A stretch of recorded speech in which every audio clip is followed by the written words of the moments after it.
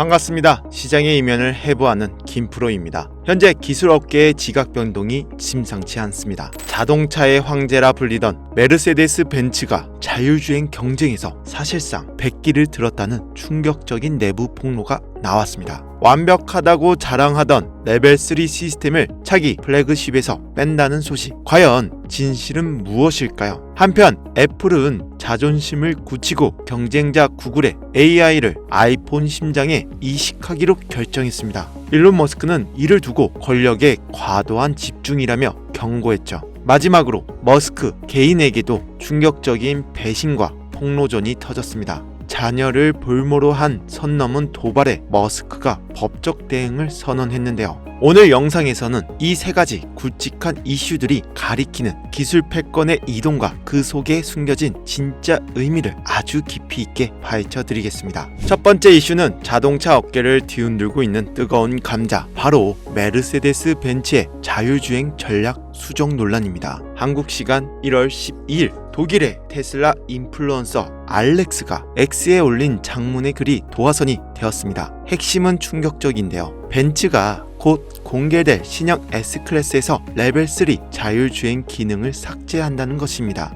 벤츠는 2021년 세계 최초로 레벨3 자율주행 승인을 받았다며 대대적으로 홍보했습니다. 운전석에서 영화를 볼 수 있다, 운전자가 해방된다라고 했었죠. 그런데 왜 이제 와서 그것도 가장 비싼 차인 S클래스에서 이 기능을 뺀다는 이야기가 나올까요? 알렉스가 지적한, 그리고 업계가 공감하는 이유는 명확합니다. 가성비의 붕괴. 벤츠의 레벨3 시스템 드라이브 파일럿의 작동 조건을 말씀드려보겠습니다. 맑은 날 낮이어야 하고 미리 정밀 지도가 매핑된 고속도로만 가능, 시속 60km 이하에서만 가능하며 앞에 선행 차량이 있어야 한다. 이 까다로운 조건을 모두 만족하는 상황이 일상에서 얼마나 될까요? 사실상 꽉 막힌 고속도로에서 날씨 좋을 때만 잠깐 쓸 수 있는 기능입니다. 그런데 이 시스템을 달기 위해 라이다 센서 등 수천만 원어치의 장비가 들어갑니다.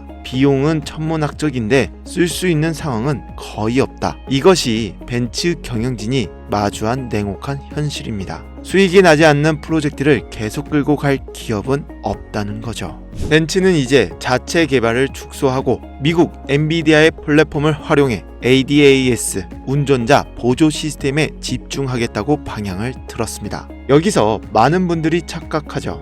엔비디아랑 손잡았으니까 벤츠도 곧 테슬라 잡겠네? 천만의 말씀. 알렉스의 분석이 정확합니다. 엔비디아는 요리 도구를 주는 회사지 요리를 만들어주는 회사가 아닙니다. 아무리 좋은 칩과 플랫폼이 있어도 그걸 학습시킬 데이터라는 식재료가 없으면 아무 소용이 없다는 거죠. 테슬라는 지금 이 순간에도 수백만 대의 차량이 전 세계 도로에서 실시간 주행 데이터를 긁어 모으고 있습니다. 벤츠에게 그런 데이터 파이프라인이 있을까요? 없습니다. 그들은 여전히 제한된 테스트 차량으로 데이터를 모으고 있고, 데이터가 없으면 딥러닝이 불가능하고 딥러닝 없이는 진정한 자율주행도 없습니다. 엔비디아 칩을 쓴다고 하루아침에 FSD가 만들어지는 게 아닙니다. 벤츠가 엔비디아 환경에서 테슬라 수준의 FSD를 만들려면 데이터 수집 체계부터 다시 짜서 최소 10년은 걸릴 것이라는 분석이 나오는 이유죠. 유저들의 반응 중 가장 와닿는 비유가 있었습니다. 세탁기가 나왔는데 누가 비싼 돈 주고 고급 빨래판을 사겠냐? 소비자들은 바보가 아닙니다. 어떤 조건에서든 내 집 앞에서 목적지까지 나를 데려다주는 범용 자율주행을 원하지, 날씨 좋고 차 막히는 고속도로에서만 작동하는 조건부 기능을 원하지 않습니다. 물론 반론도 있습니다. 2026년 CLA 모델에 엔비디아 기반 시스템이 들어가고 언론 리뷰도 나쁘지 않다는 의견입니다. 하지만 그것은 어디까지나 보조 기능의 개선일 뿐 테슬라가 추구하는 무인 이동혁명과는 거리가 멀다는 거죠. 결국 이번 논란은 기존 완성차 업체들이 하드웨어 중심 사고 방식으로 자율주행에 접근하다가 한계에 봉착했음을 보여주는 상징적인 사건입니다. 벤츠의 후퇴는 테슬라의 데이터 중심 접근법이 틀리지 않았음을 역설적으로 증명하게 되었죠. 두 번째 이슈는 빅테크 업계의 지형을 뒤흔드는 소식입니다. 애플과 구글이 AI 분야에서 단연간의 파트너십을 체결했습니다. 한국 시간 1월 3일 발표된 성명에 따르면 차세대 애플 인텔리전스와 시리의 핵심 두뇌 역할을 구글의 제미나이가 맡게 됩니다.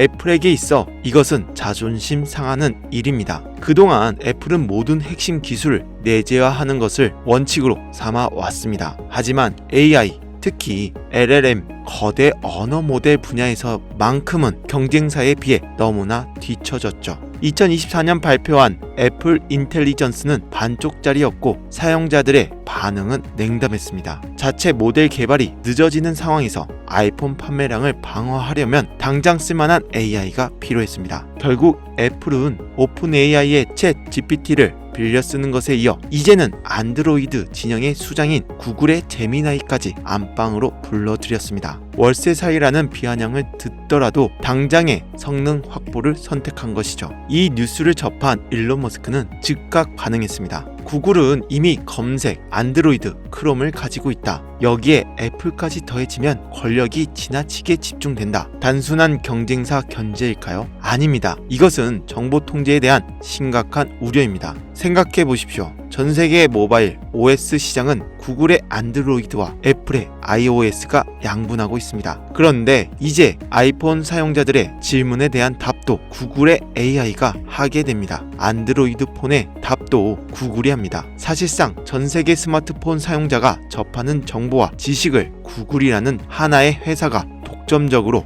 공급하게 되는 구조이죠. 머스크는 과거부터 구글의 AI가 지나치게 PC 편향적이라고 비판해왔습니다. 그런 구글의 알고리즘이 전 세계 모바일 기기를 장악한다면 인류의 사고방식이 특정 기업의 입맛대로 통제될 수 있다는 공포. 이것이 머스크가 경고하는 디지털 독재 시나리오입니다. 또한 애플과 머스크의 악연도 작용했습니다. 애플은 X 광고를 중단했고 XAI의 글록 앱을 앱스토어 추천해서 배제하는 등 머스크를 견제해왔습니다. 그런 애플이 오픈 AI, 구글과는 손을 잡는 모습은 머스크 입장에서 반머스크 연합의 결성으로 볼 수밖에 없죠. 애플과 구글의 동맹은 소비자에게 당장의 편의를 줄지 모르지만 장기적으로는 모바일 생태계의 다양성을 해치고 거대 기업의 정보 독점을 가속화하는 위험한 신호탄일 수 있습니다. 마지막 이슈는 기술 이야기를 넘어선 일론 머스크라는 인간의 가장 내밀하고 아픈 부분을 건드린 사건입니다. 전 여자친구 애슐리 세인트 클레어와 양육권 분쟁과 폭로전입니다. 이 사건은 단순히 치정극이 아니라 머스크가 왜 PC주의와 그토록 처절하게 싸우는지 그 근본적인 트라우마와 동기를 보여주는 사건인데요. 애슐리 세인트 클레어는 머스크와의 사이에서 아이를 낳은 여성입니다. 머스크는 그녀에게 초기 정착금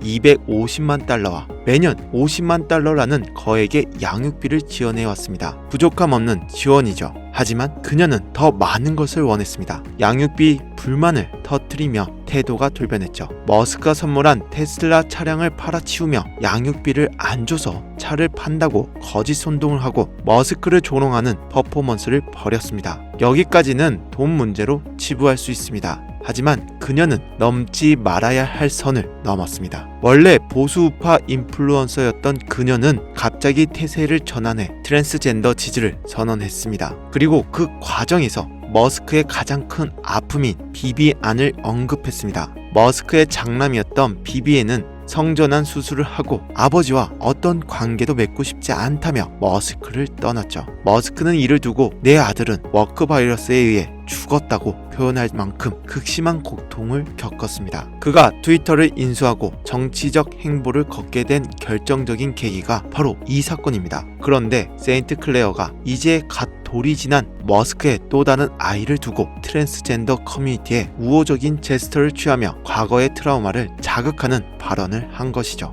이는 명백히 머스크를 정신적으로 무너뜨리기 위한 가스라이팅이자 아이를 볼모로 한 협박입니다. 커뮤니티는 경악했죠. 돈 때문에 신념을 바꾸고 자기 아이를 이용해 아이 아빠의 트라우마를 찌르는 행위는 악마나 할 짓이다 라는 비난이 쇄도했습니다. 머스크 또한 즉각 반응했습니다. 그는 평소의 유머나 비꼬 멋이 아주 단호하고 진지하게 선언했습니다. 그녀가 내 아이를 성전환 시킬 수도 있다는 뉘앙스를 풍겼다. 나는 오늘부로 아이의 안전을 위해 양육권을 가져오는 절차를 밟을 것이다. 이것은 전쟁 선포입니다. 머스크에게 있어 자녀와 출산율은 인류의 미래를 위한 가장 중요한 가치이죠. 그는 자신의 아이가 또다시 이념 전쟁의 희생양이 되는 것을 결코 자시하지 않을 것입니다. 이 사건은 머스크가 왜 그토록 가족의 가치를 강조하고 급진적인 PC주의에 맞서 싸우는지, 그가 가진 결핍과 분노가 어디서 기인하는지를 적나라하게 보여줍니다. 그리고 그 분노가 과연 그를 더욱더 강력하게 움직이게 하는 원동력이 될지도 지켜봐야 할 부분이겠죠. 오늘 전해드린 이야기를 정리해보겠습니다.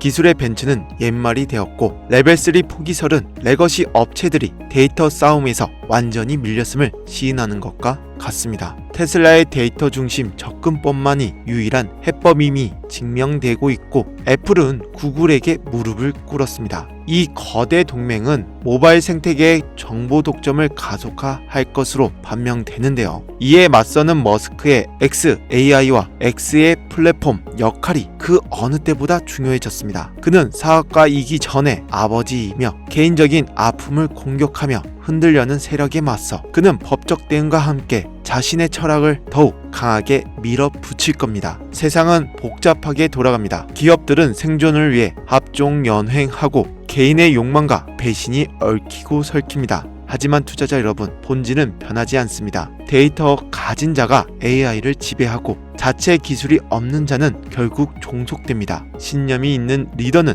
시련 속에서 더 강해집니다. 소음은 시끄럽지만 결국 역사에 남는 것은 신호입니다. 벤츠가 자유주행을 포기할 때 테슬라는 데이터를 쌓고 있고, 애플이 구글의 힘을 빌릴 때 머스크는 자체 슈퍼컴퓨터를 짓고 있습니다. 누가 5년 뒤, 10년 뒤의 승자가 될지 그 답은 이미 나와 있습니다. 자, 여기까지가 오늘 테슬라 시장 전망 내용이었습니다. 하지만 여러분, 우리가 솔직히 테슬라 한 종목만 들고 있는 건 아니잖아요. 주식 투자를 하다 보면 이런 순간 반드시 찾아옵니다. 도대체 내가 산 종목은 왜 이럴까? 답답해서 책상을 치게 되는 그런 순간 말이죠. 손절은 밥 먹듯이 하고, 수익은 쥐꼬리만 하고, 내가 팔면 기가 막히게 폭등하고, 내가 다시 사면 기다렸다는 듯이 폭락하는 악순환. 주식 초보라면 누구나 겪는 이 고통, 도대체 근본적인 원인은 무엇일까요? 바로 종목의 큰 흐름을 놓치고 있기 때문입니다.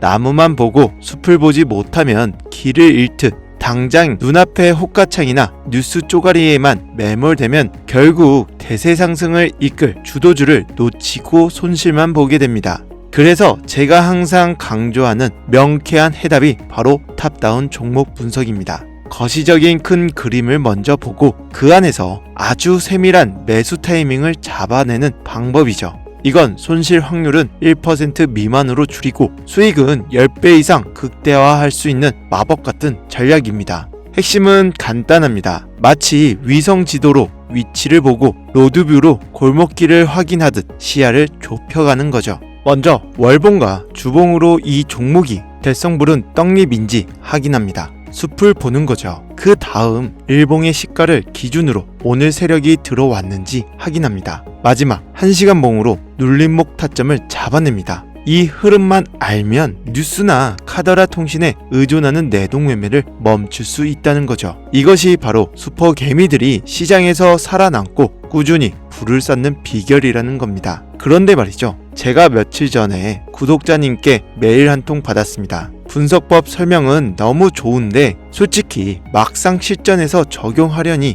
너무 어렵습니다. 이걸 안다고 당장 제 계좌가 바뀔 것 같지 않아요. 지금 당장 수익 낼 방법은 없나요? 이 메일을 받고 머리 한 대 맞은 것 같았습니다.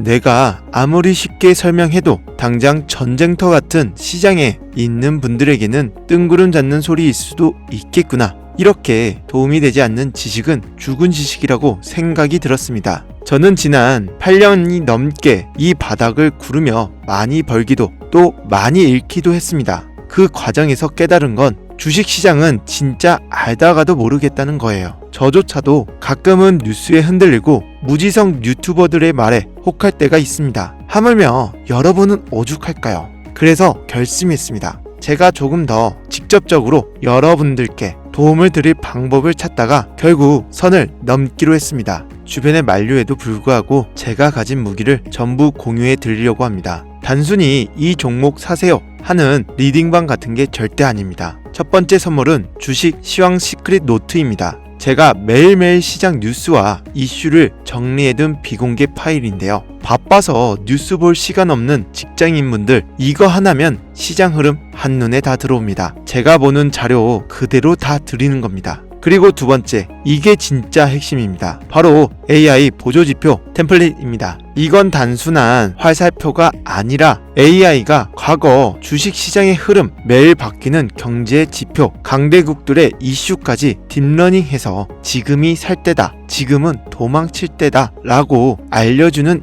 나침판입니다. 실제 해외 트레이더들이 가장 많이 애용하는 템플릿이고 제가 테스트해본 결과 대형주 기간 약 96% 이상의 적중률을 보여줬습니다. 기관들이 주가를 흔들 때 우리 같은 개미들은 당할 수밖에 없는데 이 지표는 그 속임수까지 걸러낸다는 거죠. 원래는 뒷거래 시장에서 돈 받고 거래하는 템플릿이지만 제 채널이 사라질 각오를 하고 소수의 구독자분들께만 무료로 풀어드리려고 합니다. 그리고 마지막으로 강조드리지만 전 종목 공유를 빌미로 시청자에게 금전 요구, 유로 리딩을 일체하지 않으니까요. 사칭 사기만 주의해 주시기 바라겠습니다. 자, 서론이 길었는데요. 이 귀한 자료들 어떻게 받는지 딱 정해드리겠습니다. 그래서 여러분들께 바라는 건 딱 하나입니다. 채널 좀 더 키워주세요. 지금 바로 구독과 좋아요 한 번씩 눌러주세요. 그 다음에 댓글창에 여러분이 필요한 자료를 적어주시면 됩니다. 매일 정리된 시황 자료가 필요하다면 비공개 파일, 매수 매도 타이밍을 알려주는 AI 지표가 필요하다면 보조 지표, 나는 욕심쟁이라 둘 다 필요하다. 그럼 둘 다 적어주셔도 됩니다. 댓글 남겨주시면 제가 대댓글로 링크와 사용 설명서까지 친절하게 다 보내드리겠습니다. 여러분, 지금 해외 주식 시장은 무작정 버틴다고 돈 버는 시대가 지났습니다. 세상의 이 변화에 맞춰 우리도 무기를 바꿔야 한다는 거죠. 댓글 다는 거 1분도 안 걸립니다. 이번 기회에 저의 노하우가 담긴 이 선물들 꼭 받아가셔서 손실은 멈추고 원금 회복을 넘어 진짜 수익을 내는 투자를 하셨으면 좋겠습니다. 긴 영상 시청해주셔서 감사합니다. 저는 다음 영상에서 더 강력한 정보로 찾아뵙겠습니다. 감사합니다.